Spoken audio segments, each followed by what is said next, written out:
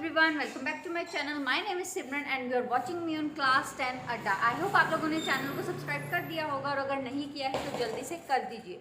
मैंने आप लोगों के साथ क्लास 10 के इंग्लिश के चैप्टर 1 ऑफ फर्स्ट फ्लाइट का letter to God and dust of snow poem already discuss कर चुकी हूँ।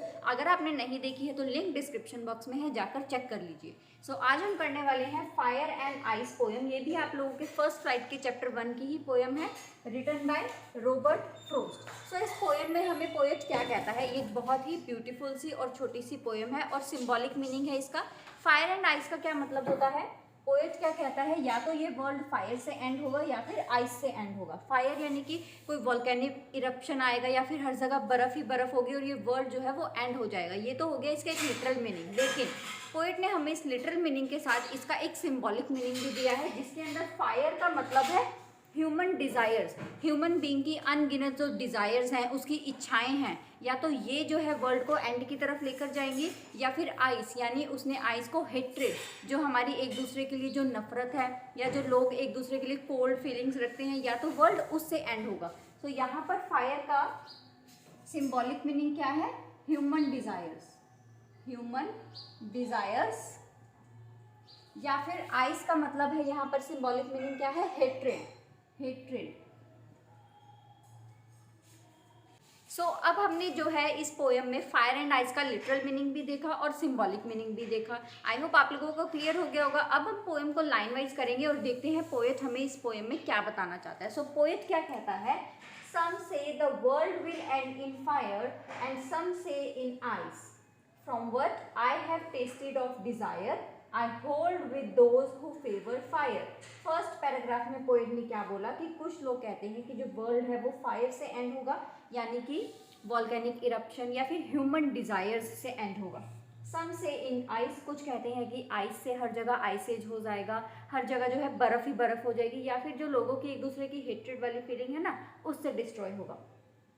From what I have tasted of desire, लेकिन पोएट कहता है कि मैंने जो एक्सपीरियंस किया है ना, मेरा जो एक्सपीरियंस है, मुझे ऐसा लगता है, I hold with those who favour fire, कि ये जो वर्ल्ड है ना, ये ह्यूमन डिज़ायर से डिस्ट्रॉय होगा, उसका एक्सपीरियंस ऐसा कहता है। लेकिन सेकेंड पैराग्राफ में वो क्या कहता है, but if it had to perish twice, कि अगर वर्ल्ड को दूसरी बार भी मतलब अगर डिस्ट्रॉय होगा ना, जैसे हमारे 2 वर्ल्ड वॉर्स हुए थे, वैसे ही अगर वर्ल्ड सेकेंड टाइम डिस्ट्रॉय होगा, I think I know enough of hate, वो कहता है हेट के बारे में भी मैं इतना तो एक्सपीरियंस कर चुका हूँ, to say that for destruction ice is also great, कि वर्ल्ड के डिस्ट्रक्शन के लिए आइस भी रिस्पॉन्सिबल हो सकती है, कि मतलब लोगों की जो हेट्रेड या कोल्ड फीलिंग्स है एक दूसरे के लिए, वो भी रिस्पॉन्सिबल हो सकती है।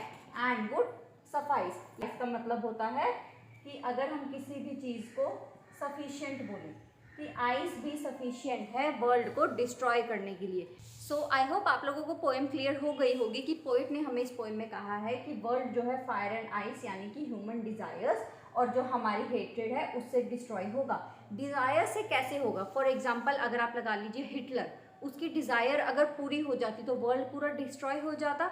तो इस तरह से उसने जो है ह्यूमन डिज़ायर्स को बोला है। और हेट्रेड, अगर हम किसी से नफरत करते हैं और हम उससे कुछ मतलब कोई मतलब ही नहीं है, बस सब सेल्फिश हैं कि उसके साथ जो मर्जी हो, आई डोंट केयर, तो इससे भी वर्ल्ड जो है वो एंड की तरफ जाएगा। तो फर्स्ट पैराग्राफ में वो कहता है कि मैं डिज़ायर यानी कि हेट्रेड ह्यूमन डिज़ायर्स को जो है फेवर करता हूँ कि उससे वर्ल्ड एंड होगा। लेकिन सेकंड पैराग्राफ में वो कहता है कि अगर दोबारा मौका मिलेगा वर्ल्ड को डिस्ट्रॉय होने का, तो आइस भी सफिशिएंट है, सफाइस है वर्ल्ड को डिस्ट्रॉय करने के लिए। आई होप आप लोगों को वीडियो अच्छी लगी होगी, तो चैनल को सब्सक्राइब करना एंड वीडियो को शेयर करना। मिलते हैं नेक्स्ट वीडियो में, तब तक के लिए bye bye and all the best.